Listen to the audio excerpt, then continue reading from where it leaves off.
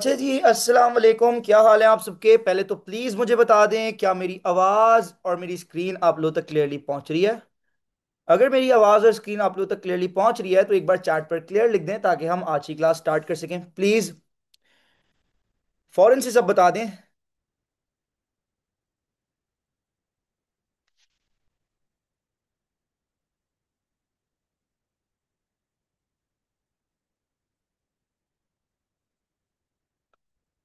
Okay, तो आ जाएं ज़रा, आज की क्लास स्टार्ट करते हैं। ठीक है, throw back to the last class. Last class में हमने जो है ब्रेक इवन चार्ट सीखा था। ठीक है जी, ब्रेक इवन चार्ट मैंने आपको बताया था कि ब्रेक इवन चार्ट किस तरह बनता है, क्या चीज़ें बता रहा होता है ब्रेक इवन चार्ट। और मैंने आपको बताया था कि ब्रेक ब्रेक इवन चार्ट की प्रिपरेशन हमारे कोर्स में नहीं है, लेकिन उसकी इंटरप्रिटेशन है। ठीक है, दैट्स वाई मैंने आपको एक ब्रेक इवन चार्ट बनाकर दिखाया था।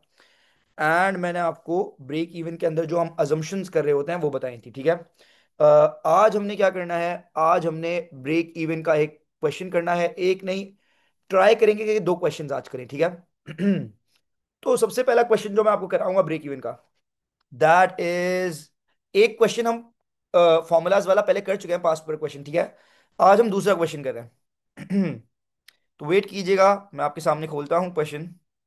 या दिस क्वेश्चन, सबसे पहले आज की क्लास में हमने ब्रेक इवन का ये क्वेश्चन करना है। ठीक है जी, आ जाएं, लेट्स स्टार्ट। रेडी है सब? तो प्लीज सबका फोकस लेवल बहुत हाई चाहिए मुझे। ठीक है, हम क्वेश्चन स्टार्ट कर रहे हैं। ठीक है, अच्छा जी, सवाल क्या कह रहा है हमसे, इसका ईयर भी बता देते हैं आप लोगों। मई जून 2019, पेपर टू वेरिएंट वन।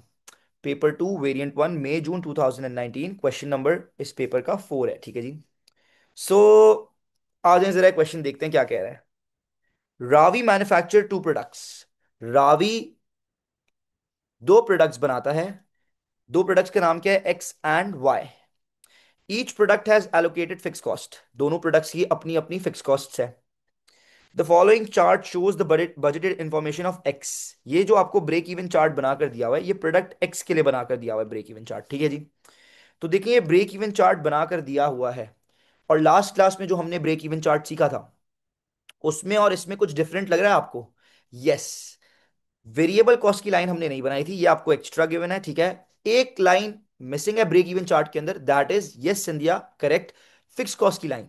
लेकिन हमें पता है कि जहां से टोटल कॉस्ट शुरू होती है, जहां से टोटल कॉस्ट शुरू हो रही होती है, वो ही हमारी वहीं फिक्स कॉस्ट की स्ट्रेट लाइन बनती है। ऐसा ही है, तो हम खुद बना देते हैं। ठीक है, फॉर अर अंडरस्टैंडिंग, ठीक है, कि अर फिक्स कॉस्ट इज 40,000।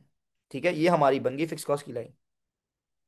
ठीक है जी, 40,000 है हमारी फिक्स कॉस्ट। अब लेट्स ओके, आपको सेल्स रेवेन्यू की लाइन गिवन है, टोटल कॉस्ट की लाइन गिवन है, और वेरिएबल कॉस्ट की एक्स्ट्रा लाइन आपको गिवन है। ठीक है, इन द चार्ट। अब फिक्स कॉस्ट की लाइन आपने खुद देख ली भाई, यहां पर आएगी। Okay, let's move on. देखें, अब इंटरप्रिटेशन करवा रहा है वो आपको, ब्रेक इवन चार्ट की interpretation. Identify the following values in dollar from the chart. In dollar मतलब in value, in revenue answer देना है। Break even point in revenue बताना है। भाई आपको पता है जहां पर टोटल सेल्स रेवेन्यू और टोटल कॉस्ट की लाइन इंटरसेक्ट हो रही है, this is the break even point. अगर हम इसको यूं नीचे एक्स एक्सिस की तरफ ले जाएंगे तो this is break even in units, और अगर हम इसको यूं वाई एक्सिस की तरफ ले जाते हैं तो this is break even in revenue तो हमारा ब्रेक इवन इन रेवेन्यू का क्या आंसर है? हमारा ब्रेक इवन रेवेन्यू कितना है? 60,000। ठीक है जी, तो हम आंसर दे देंगे, द आंसर विल बी $60,000।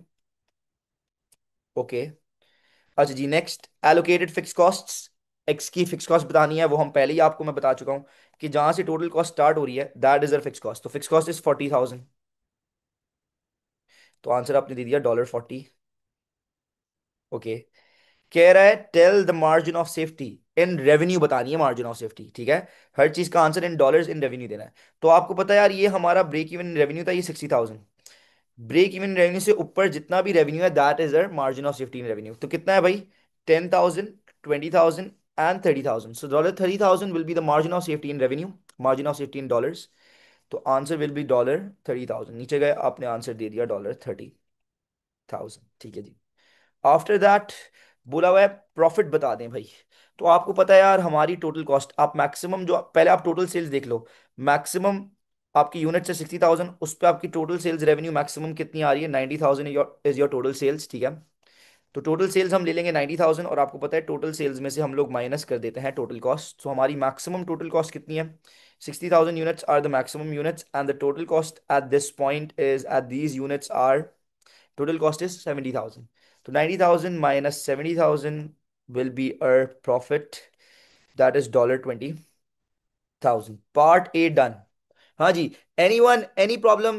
क्या किसी को कोई मसला या क्लियर है? जल्दी बताएं।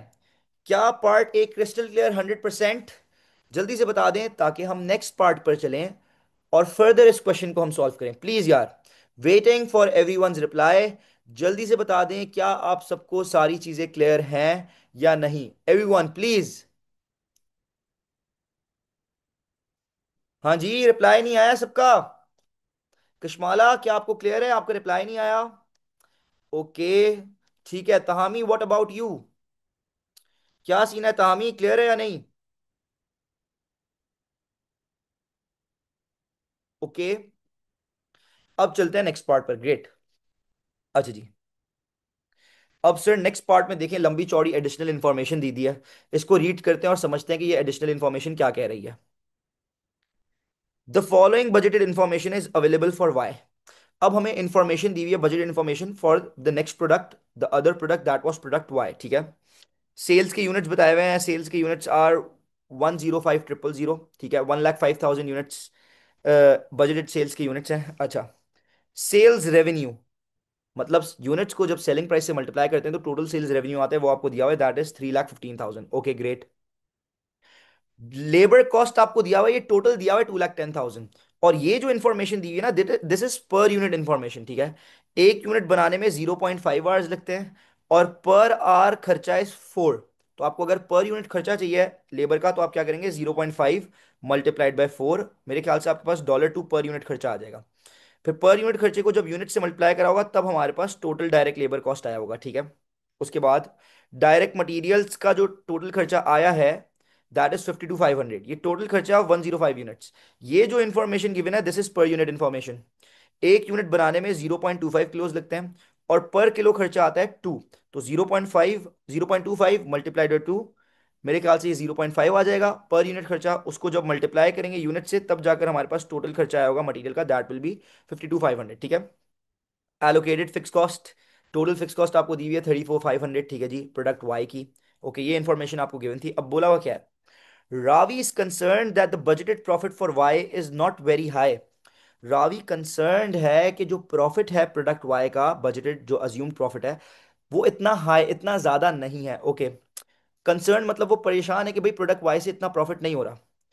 ही believes the following changes should increase the profit but will have no effect on sales volume.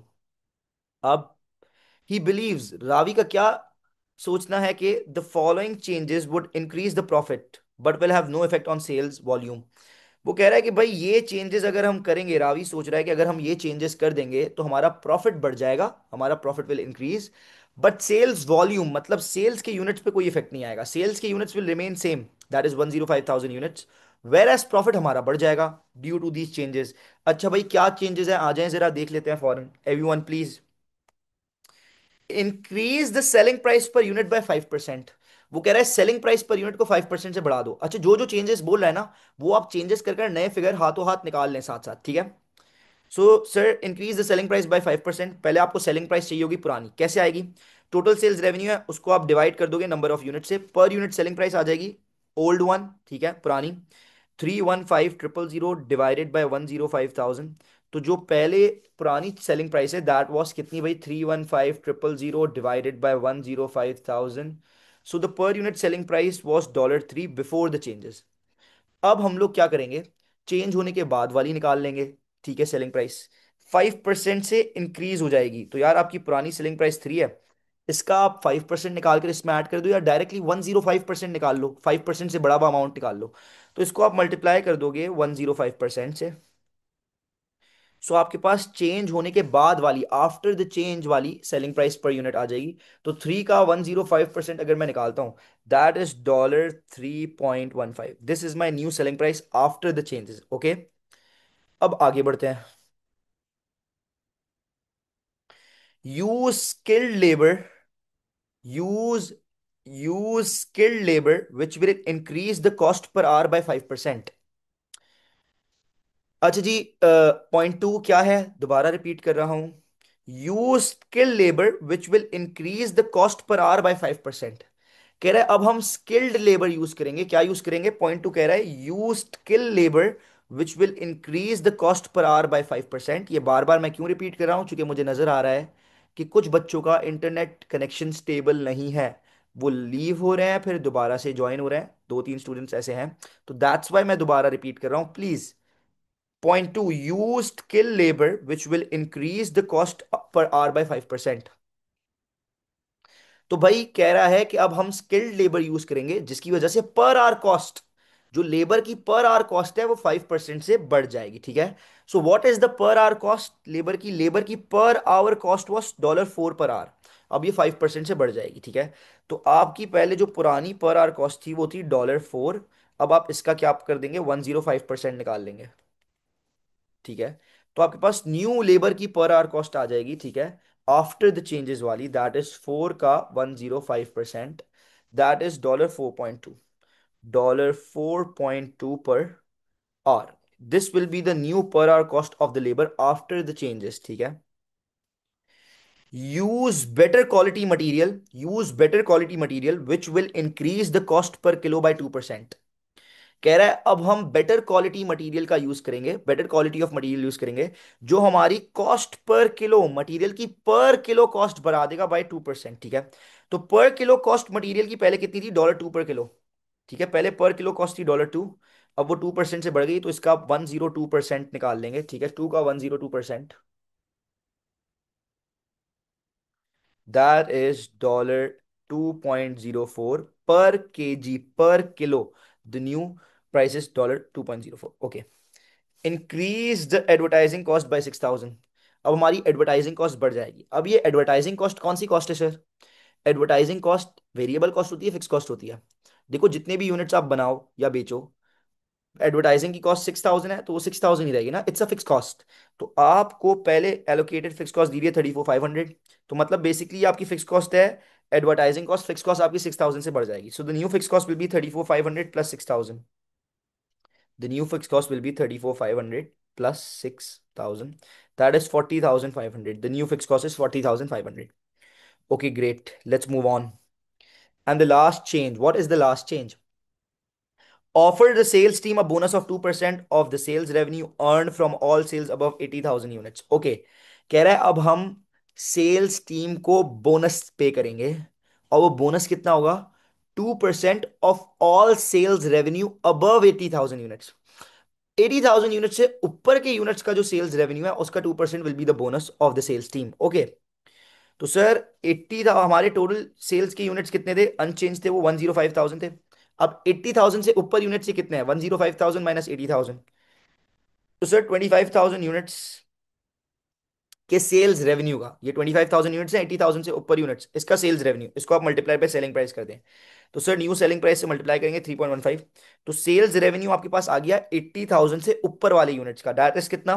25,000 multiplied by 3.15, 25,000 multiplied by 3.15। Answer आ रहा है 78750। इसका 2% will be the sales commission, sales bonus multiplied by 2%। multiplied by 2%, what is the sales bonus? 1,575। This is a sales bonus that will be given to the sales team। ठीक है। अब ये जो जो चेंजेस करनी थी वो आपने कर ली चेंजेस, सारे नए फिगर्स निकाल लिए। अब लेट्स चेक कि आगे सवाल में वो हमसे मांग क्या रहा है, what is the requirement of the question. ठीक है। Let's move on. Part B. Part B. Part B, calculate for product Y only. Product Y के लिए निकालना है हमने जो भी निकालना है। The effect of these changes on the budgeted total profit for 105,000 units. कह रहा है चेंजेस की वजह से प्रॉफिट पे क्या इफेक्ट आएगा ये बता दे। तो देखिए मेरी बात सुने, आपके पास ओल्ड प्रॉफिट, चेंजेस से पहले वाला प्रॉफिट गिवन है क्या क्वेश्चन में? नहीं गिवन। लेकिन आप 2 मिनट में फौरन से चेंजेस से पहले वाला प्रॉफिट निकाल सकते हो, क्योंकि आपके पास चेंजेस से पहले वाली सेल्स रेवेन्यू गिवन है और चेंजेस से पहले वाले सारे टोटल कॉस्ट गिवन है। आप सेल्स रेवेन्यू में से सारे कॉस्ट जो है टोटल माइनस कर दोगे, you will get the profit before changes.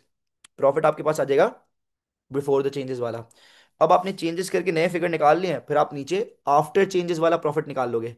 तो आपके पास प्रॉफिट बिफोर चेंजेस है और चेंजेस के बाद वाला प्रॉफिट है। फिर आप उनको सब्ट्रैक्ट कर कर आपस में उनका डिफरेंस निकाल लेना, बता देना भाई कितना डिफरेंस आया, इंक्रीज हुआ या डिक्रीज हुआ, सिंपल, ठीक है।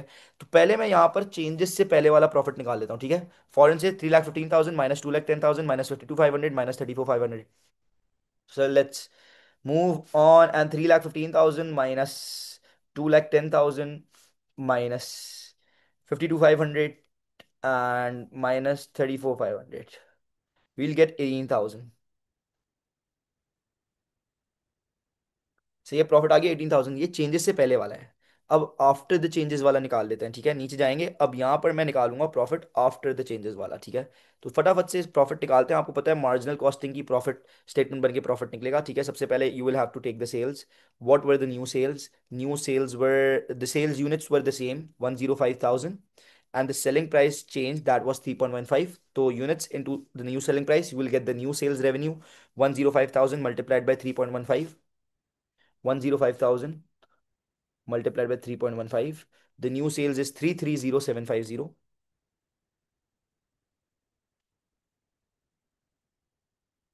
Okay. And less VC, direct material पहले ले लेंगे, ठीक है।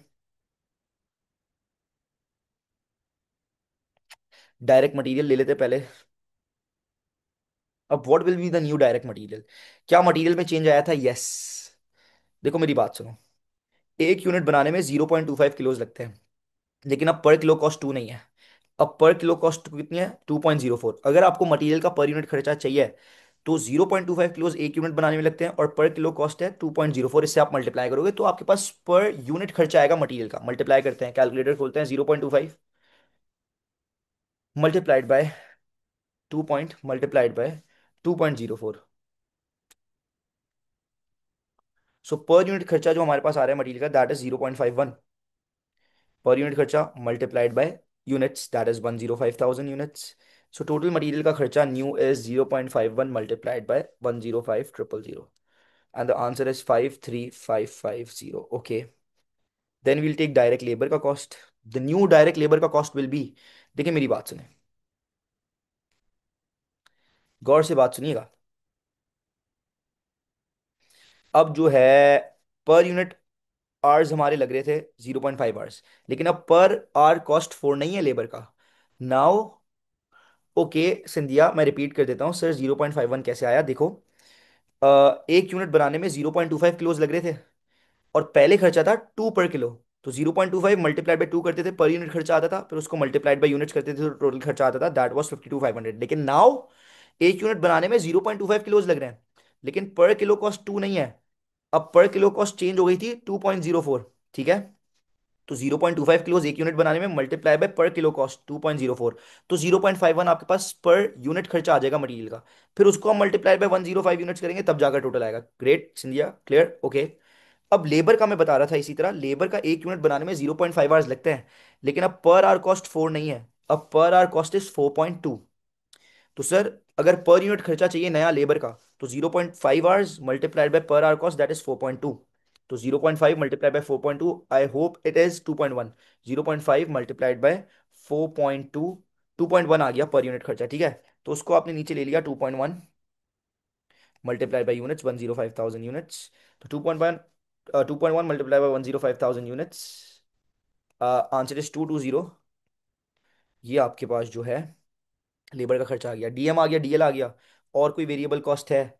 Sir no, no other variable cost. Adjustments में कोई नया चेंजेस में आया कोई वेरिएबल कॉस्ट? अब कुछ बच्चे कह रहे होते हैं sir this is the variable cost sir, यहाँ लिखा था ना offer sales team a bonus. Sir ये बोनस है, बोनस सेल्स कमीशन होती है वेरिएबल कॉस्ट। बोनस भी होता है वेरिएबल कॉस्ट, ठीक है, लेकिन ये बोनस जो है यूनिट्स के साथ चेंज नहीं हो रहा। देखो ना, इसमें आपको बोला हुआ था कि 80,000 यूनिट्स तक कोई बोनस ही नहीं है। इसने फिक्स कर दिया ना 80,000 से जो ऊपर यूनिट्स है बस उसका 2%, तो इसने फिक्स कर दिया यहाँ पर बोनस के 80,000 से ऊपर वाले यूनिट्स पे, दैट्स वाई ये वाला बोनस इज फिक्स कॉस्ट। हाँ, अगर ये बोलता हाँ भाई हर यूनिट पे बोनस दे रहे हैं यूनिट्स के हिसाब से, फिर लग रहा होता बोनस हर यूनिट के हिसाब से, तो फिर वो वेरिएबल कॉस्ट में जाता। लेकिन फॉर दिस क्वेश्चन ये बोनस फिक्स कॉस्ट है, ठीक है।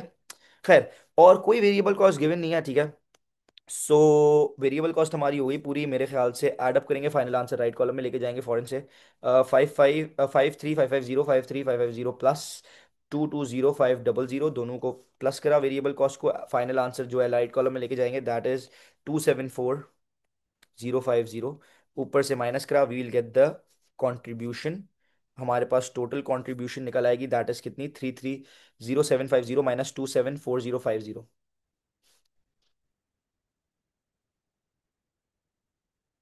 330750 तो हमारी कंट्रीब्यूशन आ रही है मेरे ख्याल से 56700 is a new contribution after the changes वाली। लेस हमने कर दिया। ओके तहामी, तहामी आप मुझसे पूछ रहे हैं सर हमने 25,000 मल्टीप्लाई बाय 3.15 क्यों करा। तो देखिए मेरी बात सुने तहामी, इन द लास्ट एडजस्टमेंट यहाँ पर लिखा हुआ था, offer the sales team a bonus of 2%। 2% bonus है, किसका 2%? Of the sales revenue earn from all sales above 80,000 unit sir. तो इसने बोला था 80,000 से ऊपर जो यूनिट्स हैं उनके सेल्स रेवेन्यू का 2% बोनस है। तो देखें सर, टोटल यूनिट्स थे 105,000, तो 80,000 से ऊपर यूनिट्स कितने हुए?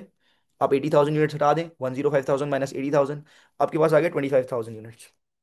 ये 25,000 यूनिट्स हैं अबव, जो 80,000 के अबव वाले यूनिट्स हैं, इनके रेवेन्यू का 2%। अब ये यूनिट्स हैं, ये रेवेन्यू में कैसे जाते हैं? सेलिंग प्राइस से मल्टीप्लाई कर कर। तो नई सेलिंग प्राइस थी ना 3.15, उससे मल्टीप्लाई करा तो सेल्स रेवेन्यू आ गया 80,000 के ऊपर वाले यूनिट्स का, ठीक है। और उसको मल्टीप्लाई करा 2% से, तो बोनस आ गया 1575। क्लियर है तामी? तामी इज इट क्लियर? ओके। तो सर आपका कंट्रीब्यूशन आ गई, कंट्रीब्यूशन में से आप करेंगे less fix cost. Fix cost एक तो हमारे पास एलोकेटेड फिक्स कॉस्ट थी, ठीक है, वो कितनी थी? वो हमने पता था भाई, पहले हमारे पास थी 34,500, लेकिन उसके अंदर फिर 6,000 एडवर्टाइजिंग का फिक्स कॉस्ट बढ़ गया था, तो हमारी आफ्टर चेंज वाली थी फिक्स कॉस्ट टोटल 40,500, और ये bonus 1575। 40,500, 40,500 and bonus 1575। Add up करा 40,500 प्लस 1575, 40,500 प्लस 1575, फाइनल आंसर 42075। ऊपर से माइनस करेंगे, हमारे पास प्रॉफिट आ जाएगा, new profit after the changes वाला। What is the new profit after changes वाला? 56,700 minus 42075, 56,700 minus 42075, the new profit after changes will be 14,625। भाई उसने क्या सोचा था, चेंजेस बाद तो प्रॉफिट बढ़ जाएगा, लेकिन चेंजेस के बाद तो उल्टा प्रॉफिट कम हो गया भाई। ठीक है, तो हमें चेंज इन द प्रॉफिट बताना था, हमें क्या बताना था? Calculate the effect of the changes, जो चेंजेस हुए हैं उसकी वजह से इफेक्ट, प्रॉफिट पे क्या इफेक्ट आया, प्रॉफिट बढ़ेगा या कम होगा? तो आपको नजर आ रहा है द ओल्ड प्रॉफिट वाज 18,000, ठीक है, एंड द न्यू प्रॉफिट जो आपने निकाला है आफ्टर चेंजेस वाला, दैट इज 14,625, तो it will decrease by how much? तो आप कर लें भाई, 18,000 पुराना था, नया है 14,625, तो डिक्रीज आ रहा है कितने का?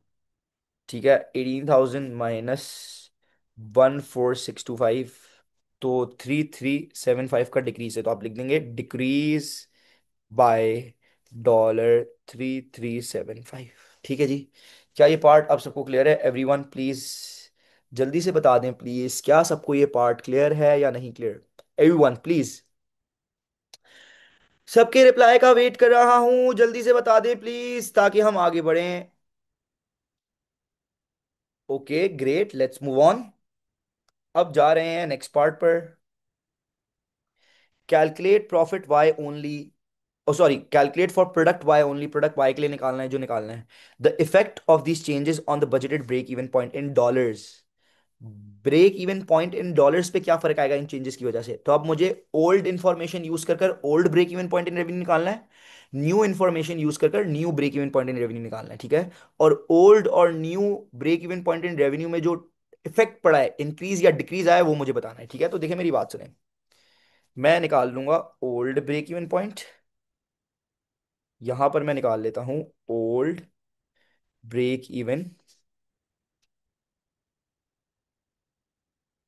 यहां पर मैं निकाल लूंगा new break even point, okay, in revenue. हाँ, आपको फॉर्मूला पता है, total fix cost divided by contribution per unit multiplied by selling price per unit, ठीक है। यहाँ भी यही फॉर्मूला लगेगा, total fix cost divide by contribution per unit multiplied by selling price per unit. तो भाई पहले ओल्ड इन्फॉर्मेशन से निकाल लेते हैं। ओल्ड इन्फॉर्मेशन क्या थी भाई? ओल्ड इन्फॉर्मेशन थी, क्या थी old information? Total fix cost before the changes old were 34,500।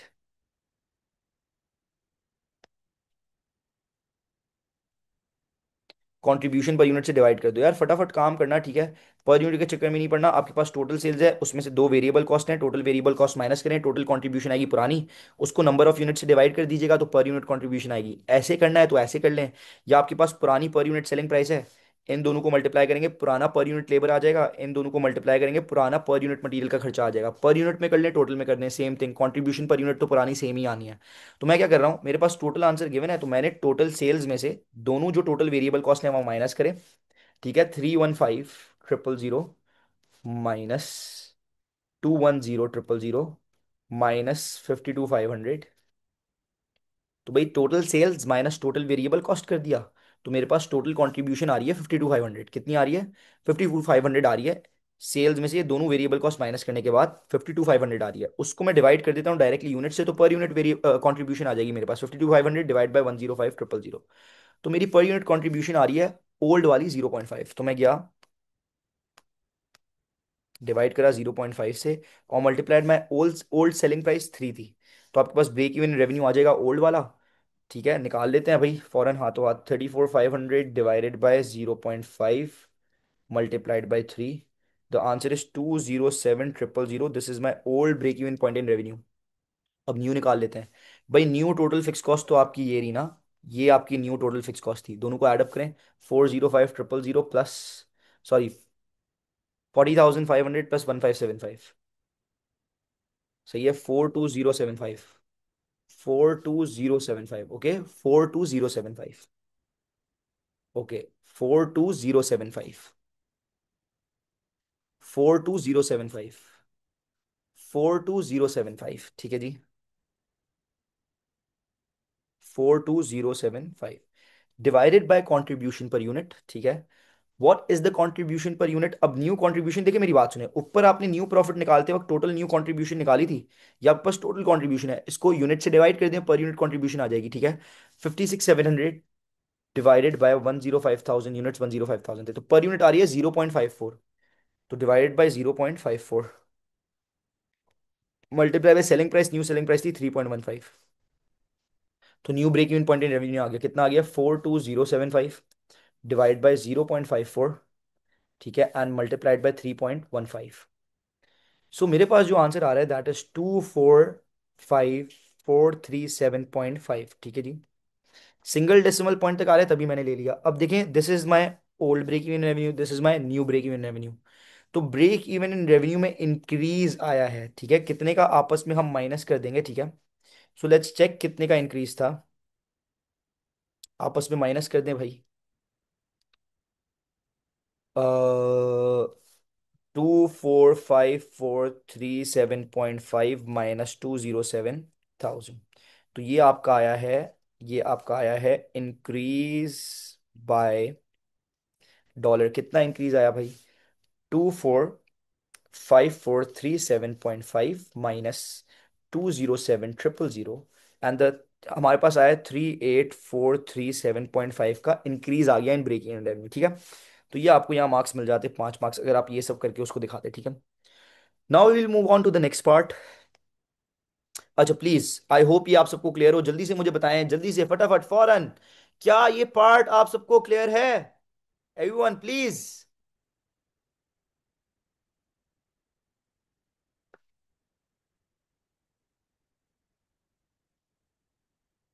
जल्दी से यार, कुछ लोगों का रिप्लाई नहीं आया, फौरन बता दें।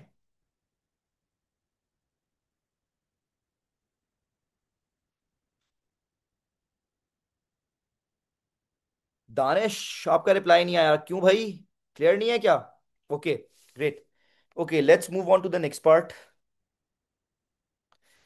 Calculate for product Y only. Product Y के लिए निकालना है, जो भी निकालना है, ठीक है। The effect of this changes on budgeted margin of safety in units. अब margin of safety in units पे क्या इफेक्ट आया चेंजेस की वजह से? Margin of safety in units बढ़े या कम हुए? ठीक है, ओके ग्रेट, सुनिए अब मेरी बात। मैं निकाल लूंगा पहले ओल्ड मार्जिन ऑफ सेफ्टी यहाँ पर, ठीक है। ओल्ड MOS इन यूनिट्स, और यहाँ पर मैं निकाल लूंगा new MOS mean margin of safety in units. तो भाई ओल्ड इन्फॉर्मेशन यूज करके ओल्ड मार्जिन ऑफ सेफ्टी निकलेगी, न्यू इन्फॉर्मेशन यूज करके new margin of safety units निकलेगी। अच्छा यार, मार्जिन ऑफ सेफ्टी यूनिट्स का फॉर्मूला क्या था? Total sales units, total sales units minus break even in units, ऐसा ही है। Total sales units minus break even in, निकालते हैं भाई। टोटल सेल्स इन यूनिट्स, पुराने वाले कितने थे भाई? सेल्स के टोटल यूनिट्स थे 105,000, और न्यू सेल्स की यूनिट्स भी 105,000 थे, क्योंकि सेल्स वॉल्यूम में कोई चेंज नहीं आया था। वॉल्यूम मींस यूनिट्स, ठीक है। तो टोटल सेल्स यूनिट्स यहाँ भी 105,000 और न्यू में भी 105,000 minus break even units. Sir break even units में चेंज आया। अब देखो मेरी बात सुनो, ब्रेक इवन यूनिट्स आपके पास निकला हुआ नहीं है, लेकिन आप ऊपर जाओ, आपने ब्रेक इवन इन रेवेन्यू निकाला था। तो total fix cost divide by contribution, अगर सेलिंग प्राइस से मल्टीप्लाई ना करो तो ब्रेक इवन यूनिट्स आ जाता है। तो आप बस ये कर लो ना, टोटल फिक्स कॉस्ट पुरानी डिवाइड बाय पुरानी contribution per unit, break even units फौरन पता चल जाएगा आपको कितना है भाई। 34,500 डिवाइडेड बाय 0.5, तो हमारे पास आ गया 69,000 यूनिट्स। तो हमने old break even unit 69,000 units, तो हमारे पास आ जाएगा ओल्ड मार्जिन ऑफ 15 यूनिट्स। इसी तरह न्यू ब्रेक इवन यूनिट्स किस तरह निकलेंगे? आप जो है, ये न्यू फिक्स कॉस्ट है, ये न्यू कंट्रीब्यूशन यूनिट है, कंट्रीब्यूशन पर यूनिट है, तो टोटल फिक्स कॉस्ट नहीं वाली divide by contribution, selling price से ना मल्टीप्लाई कीजिएगा। तो न्यू ब्रेक इवन यूनिट्स आ गया, ठीक है। कितना है? 42075, 42075, 42075 डिवाइड बाय 0.54। तो ये हमारे पास इन पॉइंट्स आ रहा है, ठीक है, काफी ज्यादा पॉइंट्स तक आ रहा है, तो हम राउंड ऑफ कर देंगे, 77916.6 917 कर दें, ठीक है। तो भाई ये आ गया आपके पास new break even point in units, margin of safety units. तो ओल्ड मार्जिन ऑफ सेफ्टी कितनी है और new margin of safety units कितनी है निकाल लेते हैं। पहले ओल्ड 105,000, 105,000 माइनस 69,000, 58,500 यूनिट्स, 58,500, वेट कीजिएगा, 58,500 यूनिट्स। अब न्यू भी निकाल लेते हैं यार, margin of safety after changes वाली, 105,000, 105,000 माइनस 77,917, 27,083 यूनिट्स। तो भाई आप देख सकते हैं old margin of 15 units, new margin of 15 units. Margin of 15 units में क्या आ गया? As old to new decrease आ गया सर। डिक्रीज आ गया कितने का? कितने का डिक्रीज आया सर? ओल्ड से न्यू में डिक्रीज आ गया। अभी इसको आपस में माइनस कर लें, 58,500 माइनस 27,083। तो सर आपके पास आ रहा है decree increase, sorry increase by margin of 15 units में क्या आया? सॉरी डिक्रीज आया, यस डिक्रीज। ओल्ड ज्यादा थे, न्यू कम है, तो डिक्रीज बाय कितना यूनिट्स भाई? डिफरेंस क्या आ रहा है? 58,500 माइनस 27,083, 27,083, तो 31417 यूनिट्स का डिक्रीज है, ऐसा ही है भाई। अच्छा, Scindia you are saying old जो है, सिंधिया आप कह रही हैं कि ओल्ड 36,000 है। 105 माइनस 69,000, वेट, हो सकता है मुझसे कैलकुलेशन एरर हो गया, 105,000 minus 69,000। Yes sorry, my bad my bad my bad, 36,000 है, ओके ओके ओके। ये 36,000 यूनिट्स है, ठीक है, सॉरी। अच्छा जी, तो हमारा डिक्रीज अभी भी डिक्रीज हुआ है, लेकिन कितने से? 36,000 माइनस 27,083, 8917 यूनिट्स, कितना? 8917 यूनिट्स का डिक्रीज है, ठीक है। तो प्लीज ये हमारी margin of safety in units में ये डिक्रीज आया है, तो एवरीवन प्लीज मुझे बताएं क्या ये पार्ट आप लोगों को क्लियर है या नहीं क्लियर? एवरीवन प्लीज फॉरन फटाफट, वेटिंग फॉर एवरीवनस रिप्लाई, जल्दी से बता दें प्लीज।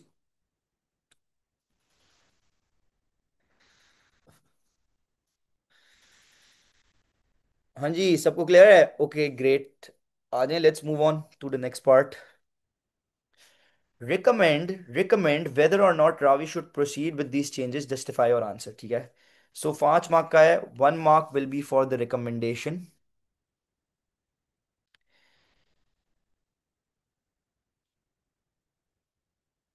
रिकमेंडेशन, 1 मार्क रिकमेंडेशन का होगा कि भाई इन चेंजेस के साथ प्रोसीड करना चाहिए या नहीं। And 4 marks will be for your justification points.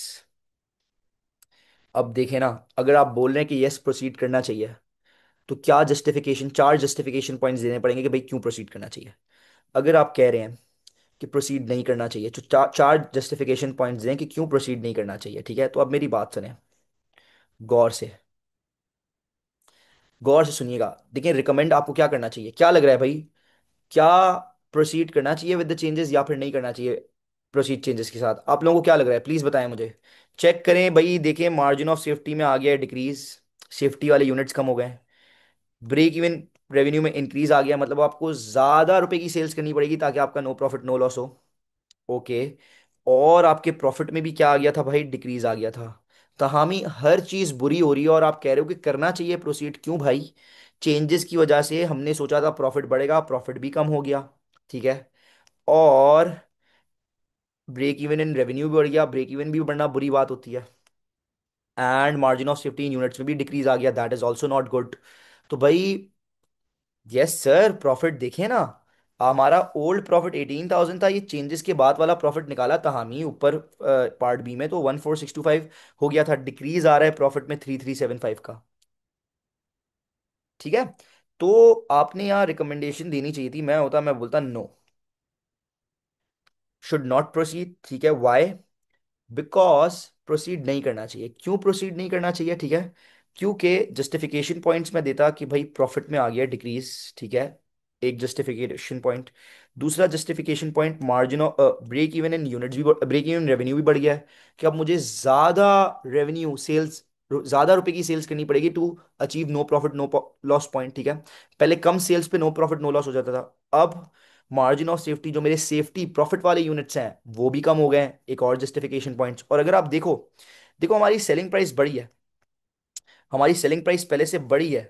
ठीक है, लेकिन हमारा जो पर आर वेरिए, जैसे कि लेबर पर आर कॉस्ट भी बढ़ गया, एंड हमारा जो है मटेरियल पर केजी कॉस्ट भी बढ़ गया। तो जितने से सेलिंग प्राइस बढ़ी उससे ज्यादा से हमारा खर्चा बढ़ रहा है। ठीक है, तो इन कंपैरिजन टू सेल्स हमारा कॉस्ट ज्यादा बढ़ा है। ठीक है, दैट्स वाई हमारा प्रॉफिट कम हो रहा है। ठीक है, तो आप बोलोगे आपका कॉस्ट बढ़ा है, और आप यहाँ बोल सकते हो देखो आपकी फिक्स कॉस्ट भी बढ़ गई। ठीक है, फिक्स कॉस्ट तो फिक्स है ना, आपकी फिक्स कॉस्ट भी बढ़ गई, आप बोलोगे भाई फिक्स कॉस्ट चेंजेस में फिक्स कॉस्ट भी इंक्रीज हो रही है। तो दैट्स वाई हमें इसके साथ प्रोसीड नहीं करना चाहिए है। ठीक है, प्रोसीड नहीं करना चाहिए। तो आप 4 जस्टिफिकेशन पॉइंट्स देते, 1 मार्क रिकमेंडेशन का देते, एक पैराग्राफ बनाकर आप लिखते, तो आपको यहाँ पर 5 मार्क्स मिल जाते। एनी वन एनी प्रॉब्लम, क्या आप लोगों को समझ आया है कि यहाँ क्या लिखना है क्या नहीं लिखना। एवरीवन प्लीज जल्दी से बता दें, प्लीज वेट कर रहा हूं आप सबके रिप्लाई का। हाँ जी, क्लियर है सबको, पक्की बात है, 100%। ओके की रिपोर्ट है, क्रिस्टल क्लियर। ओके। अब आप लोगों का काम है कि आप लोग एक पैराग्राफ इसका कंस्ट्रक्ट करेंगे। ठीक है, और मुझे भेजेंगे पर्सनल चैट पर व्हाट्सएप पे, आई विल चेक पर्सनली। ठीक है, अगर उसमें कोई चीज़ सही नहीं हुई तो वो मैं आप लोगों को बताऊंगा क्या ऐड ऑन आप कर सकते हैं, क्या चीज़ें आप मिस कर रहे हैं। ठीक है, लेकिन इसका एक खुद पैराग्राफ आप कंस्ट्रक्ट करके मुझे लाजमी आफ्टर द क्लास भेजें व्हाट्सएप पर इन द पर्सनल चैट। ठीक है, खैर आगे बढ़ते हैं। अच्छा जी, अब हमारा जो नेक्स्ट पार्ट है, state 4 advantages of a business of planning for future, ये पार्ट फिलहाल अभी हम नहीं कर सकते हैं। ठीक है, फ्यूचर प्लानिंग देखें, कौन सी कॉस्टिंग फ्यूचर प्लानिंग के लिए यूज होती है, कौन सी कॉस्टिंग नहीं होती। देखें, दो तरह की कॉस्टिंग है ना हमारे पास, absorption and marginal. Break even marginal costing का पार्ट है, तो इसमें मार्जिनल कॉस्टिंग और एब्जॉर्प्शन कॉस्टिंग के एडवांटेजेस डिसएडवांटेजेस आ सकते हैं, आ जाते हैं। ठीक है, फ्यूचर प्लानिंग के अंदर। तो देखिए मेरी बात सुने, जब हम पूरी कॉस्टिंग पढ़ लेंगे ना, तब हम, जब हम पूरी एब्जॉर्प्शन कॉस्टिंग पूरी मार्जिनल कॉस्टिंग पढ़ लेंगे, तब हम एब्जॉर्प्शन एंड मार्जिनल कॉस्टिंग के एडवांटेजेस डिसएडवांटेजेस अच्छे से समझ पाएंगे, और ये फ्यूचर प्लानिंग के एडवांटेजेस वगैरह समझ पाएंगे। तो फॉर नाउ ये लास्ट पार्ट अभी हमें नहीं करना, जब हम पूरी कॉस्टिंग कवर कर लेंगे फिर हम इस तरह की थ्योरीज को आंसर कर सकेंगे। ठीक है, तो दैट्स वाई ये लास्ट पार्ट अभी फिलहाल आप लोग छोड़ दीजिएगा। खैर, अब हम देखें, हमारा फर्स्ट क्वेश्चन डन हो गया जो मुझे आज करवाना था। ठीक है, अब देखें मेरी बात सुने, आज मैं यहीं तक रख रहा हूँ। ठीक है, एक क्वेश्चन ही सॉल्व करवा रहा हूँ। ठीक है, हमारी जो नेक्स्ट क्लास होगी, ठीक है, नेक्स्ट क्लास में मैं इसका एक और क्वेश्चन करवाऊंगा। ठीक है, और नेक्स्ट क्लास में टॉपिक इंशाल्लाह हमारा क्या हो जाएगा, खत्म हो जाएगा। फिर उसके बाद हम लोग अपने नेक्स्ट टॉपिक पर जाएंगे। ठीक है, ओके। तो आज की क्लास हम यहीं तक रखेंगे, इंशाल्लाह हम इसको कंटिन्यू करेंगे इन द नेक्स्ट क्लास। अच्छा,